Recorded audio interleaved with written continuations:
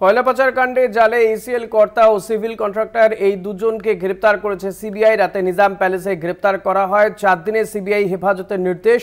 আসানসোল বিশেষ সিবিআই আদালতে ধৃত এসিএল এর কাজোরা অঞ্চলে জিএম নরেশ কুমার সাহা, ধৃত সিভিল কন্ট্রাক্টর অশ্বিনী কুমার যাদব অবৈধ কয়লা কারবারে যুক্ত।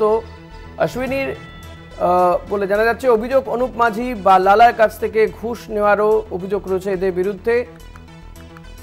দুজনেই অবৈধ সিন্ডিকেটে কয়লা পাচারের সঙ্গে যুক্ত। সিবিআই চার্জশিটে 34 জনের তালিকার বাইরে 2 ধৃত। দুজনকে আরও জিজ্ঞাসাবাদ করতে চায় সিবিআই আধিকারিকরা, সেই কারণেই 4 দিনের সিবিআই হেফাজতে নেওয়া হয়েছে।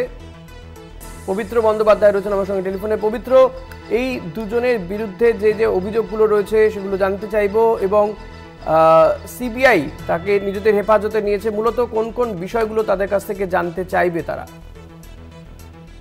দেখো ঋষি, সিবিআই তোমাকে বলে রাখি যে সিবিআই যে একজন প্রাইভেট ব্যক্তি, মানে একজন পাবলিক, এবং একজন ইসিএল এর জিএম নরেশ কুমার সাহা, ইসিএল এর জিএম, এবং অশ্বিনী কুমার যাদব, সে একজন সিভিল কন্ট্রাক্টর, তাদেরকে দুজনকেই সিবিআই আজকে আদালতে, আসানসোলে যে সিবিআই আদালত সেখানে পেশ করে এবং 4 দিনের সিবিআই হেফাজতে পায় আদালতের কাছ থেকে।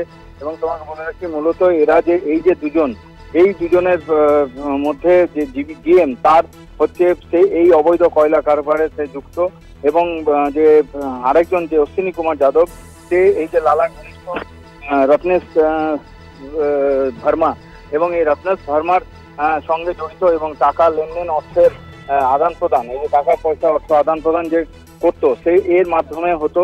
এবং এই যে জিএম কে যাকে সিবিআই তাকে গ্রেফতার করেছে, এবং তোমাকে বলে রাখি এই যে জিএম নরেশ কুমার সাহা, এনাকে 2021 সাল থেকে সিবিআই নিজাম প্যালেসে তাকে রাখে, এবং 23 পর্যন্ত সে 3 বার যায় তাদের তাকে দেখা করতে বলে, তখন সে দেখা করে।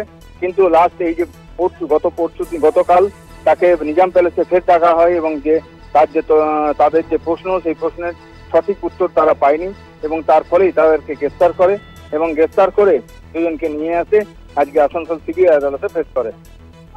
ঋষি, ধন্যবাদ পবিত্র। কথা বলছিলাম প্রতিনিধি পবিত্র বন্দ্যোপাধ্যায়ের সঙ্গে।